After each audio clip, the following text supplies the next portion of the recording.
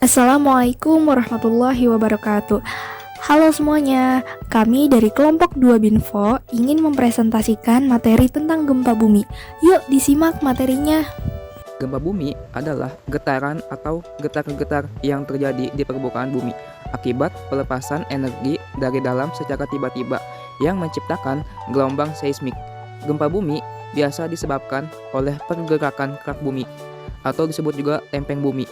Gempa bumi yang berpusat di dasar laut dan menyebabkan terjadinya tsunami. Frekuensi suatu wilayah mengacu pada jenis dan ukuran gempa bumi yang dialami selama periode waktu. Hentakan gempa bumi yang besar dapat mengakibatkan tanah longsor, bangunan roboh, ataupun retak. Gempa bumi diukur dengan menggunakan alat seismometer. Momen magnitudo adalah skala yang paling umum di mana gempa bumi terjadi untuk seluruh dunia. Skala Richter adalah skala yang dilaporkan oleh Observatorium Seismologi Nasional yang diukur pada skala besarnya lokal 5 magnitudo. Kedua skala yang sama selama rentang angka mereka valid. Menurut penyebab terjadinya, gempa bumi dibedakan menjadi 3 jenis, yaitu yang pertama, gempa vulkanik adalah gempa bumi yang disebabkan oleh letusan gunung berapi. Contohnya gempa Gunung Krakatau. Yang kedua, gempa tektonik adalah gempa bumi yang terjadi karena pergeseran lapisan kulit bumi akibat lepasnya energi di zon penunjaman. Contohnya gempa Aceh. Yang ketiga, gempa runtuhan atau terban adalah gempa bumi yang disebabkan oleh tanah longsor, gua-gua yang runtuh, dan sejenisnya. Tipe gempa seperti ini hanya berdampak kecil dan wilayahnya sempit. Berdasarkan kedalamannya, jenis-jenis gempa bumi dibedakan menjadi 3, yaitu yang pertama ada gempa bumi dalam.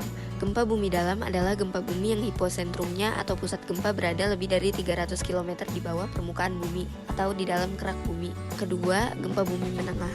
Gempa bumi menengah adalah gempa bumi yang hiposentrumnya berada antara 60 km sampai 300 km di bawah permukaan bumi. Gempa bumi menengah pada umumnya menimbulkan kerusakan ringan dan getarannya lebih terasa. Yang ketiga, gempa bumi dangkal.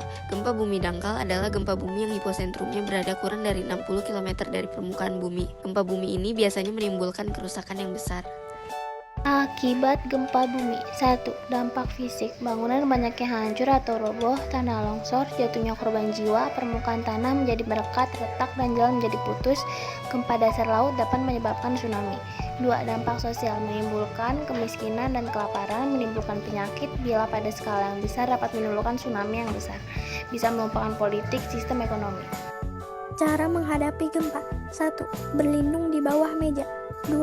Lindungi kepala dengan beberapa alat. 3. Jauhi gedung dan tiang. 4. Jangan gunakan lift. 5. Hentikan kendaraan. 6. Jauhi laut. 7. Bersiap untuk gempa susulan. Sekian dari kelompok kami, semoga bermanfaat. Wassalamualaikum warahmatullahi wabarakatuh.